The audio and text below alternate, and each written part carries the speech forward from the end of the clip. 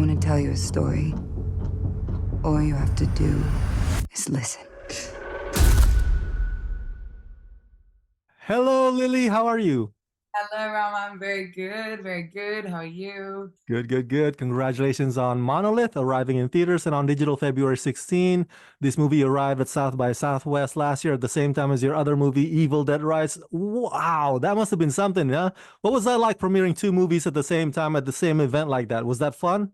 It was so wonderful, and Austin, Texas is amazing. And when the festival is on, like the fact that like a film like Monolith and a film like Evil Dead Rise can be at the same festival, it's just so great. And like it's yeah, that festival is stunning. And also both experiences were just so different, and I love both crews so much. So it was definitely a whirlwind and a half. Yeah, definitely. I love covering that event every year. I watched Monolith recently, very much enjoyed it. As a horror film, Monolith is very unique, isn't it? Because it's not just a movie, even more than that, it's an audio experience. And some of its frightening moments happen when the callers would describe their stories in vivid details. Obviously, a very different film than Evil Dead Rise. What was your reaction when you first read the script for Monolith? And what was your reaction when you first watched the film in its entirety?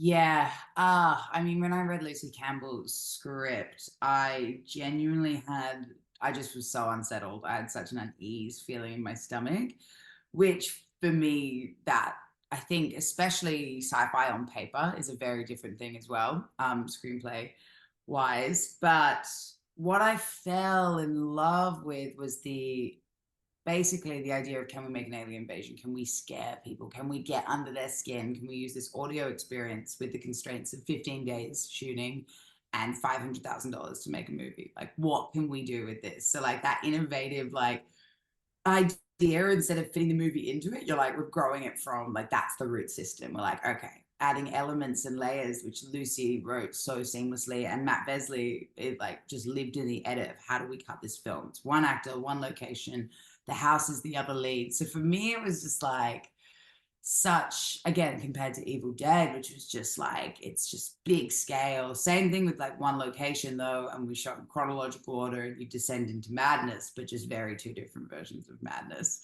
which was really, really fun. And then watching it, all the parts, because for me, 15 days alone, 12 hours a day being filmed, like just the audio experience for me, which was like the noise canceling headphones, they actually had the lines coming into the audio, and it was at moments like quite a wild, weird, bizarre, alienating experience, and nerve-wracking. So then when you get to watch it and then you see everyone who had to problem solve with those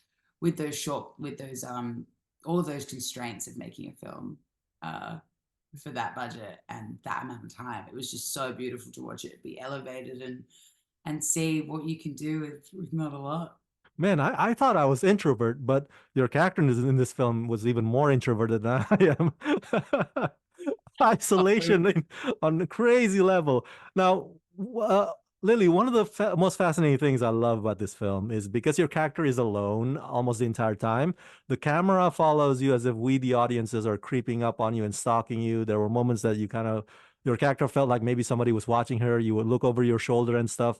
In your Yeah. conversations with the director, Matt Vesely, what were some of the things that you guys talked about to develop that, like you said, uneasy, unsettling relationship between your character and the camera slash the audiences? Yeah, there were actually some, like Matt, I think was really wonderful in a sense of like, it was already such a tiny crew. And then every time if we kind of like, they'd just become a bit too much chatter, or like, even for me, where I'm such a gas bagger, I'm always chatting. But there would be moments before the scenes where we would silence the space completely. So I could actually kind of drop in and feel like, hearing a pin drop basically, and all the crew would be silent, which would end up feeling quite a weird exercise to do as a group of people, which kind of unsettled me in a sense. So there was like always that as a really beautiful, fun method. And then yeah, to feel, because the house is the other character, and it's like to Mhm. create suspense. It's like, it's not, yes, through me, and I'm emanating that fear and sending those messages to a camera, but ultimately it's that dance with Michael Tessari, the DOP, and the dance with the house as well. Because like it's so fun where it's musical, like suspense is like it's such a dance that you do between director, DOP, and actor, and it's so much fun. But yeah, so the house was really fun to play with, to points where you're like, you know, the automated doors, which we didn't know that wasn't in the script, but you're like, this is funny. This privileged, lovely, horrible lady, just trying to get out of the house quickly, and just like the buttons, and then just the slow, just the way, be like, this was bougie and lovely when my parents installed it, but this is a terrible idea for escaping. Fun question, Lily. Do you yourself regularly listen to any podcast show? Is there a podcast out there that you subscribe to? Who's your favorite and why? Oh, okay. I mean, I'm like, I ate up like cereal, obviously. And like, I mean, I love like I Hear Fear, which is again just telling scary stories and things that happen that are, you know, I don't know.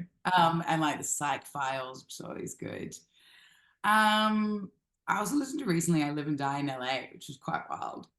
And Smartless, when I need to laugh, not listen to intense things.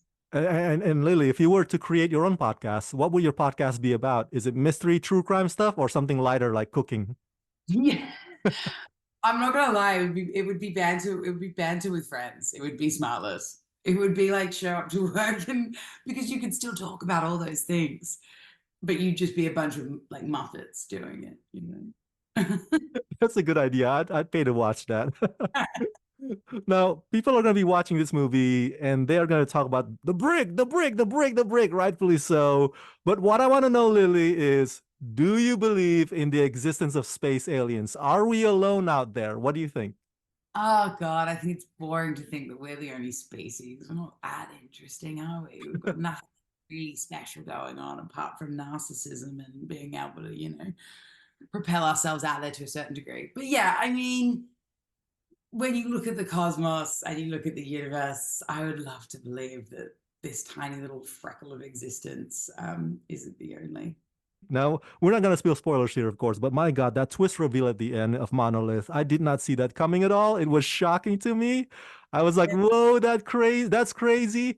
So without spilling spoilers, why do you think that that was the appropriate ending for your character, and how challenging was it for you to shoot those final scenes? Those final scenes, again, we shot in chronological order. So like such a, where we were like, okay, it's coming, this is soon happening. But I don't know, that I like to call it the birthing scene in like whatever way you want to say that without the spoilers. But I don't know, I think the whole film is always trying to explore the reaction and the weird state people go into things they can't explain, and how would react to that. So we just felt, instead of giving people intense answers, because I hate it when films try to tell me what they know, because usually you see the monster of whatever it is in a horror, it's not as scary as whatever your imagination's doing. So it was just always trying to do, the way we end the film is just trying to dance with, what do you think? What's your imagination? Because it's far scarier, whatever you conjure up here, that your own little being, you know, has accumulated over time of fear is far superior. So yeah, I think the end just kind of tangos with your own fear. Excellent ending. Now, before I let you go, of course, I can't let you go without asking you this. What is the update on Evil Dead Rise sequel? Are you officially coming back as Beth? What's going on? I wish I could say anything. You know I can't say anything. Whatever way it's going, my lips are sealed. If you were to write the story, what do you think should happen to Beth? She survived, right? She survived. I mean, for me, after every horror movie, no matter what, I just want to see them have to walk into the world and explain what's happened. I just want an explanation story. I want them to take a seat and give it a go without knowing the Necronomicon, like not being able to say any of the jargon, but just giving it a red hot go. Did you get to take home the chainsaw from the set as a souvenir? I didn't. I know. I'm like, where would I put it? I'm not like rich and bougie enough yet to have like that, like little like centerpiece in my like foyer in the glass cabinet, you know? One day. One day, that would be awesome. So for my fans at home, everybody go check out Monolith, arriving in theaters and on digital February 16. Lily, thank you for talking to me and congratulations. Thanks so much for your time. Thanks for watching. I want to tell you a story. All you have to do is listen.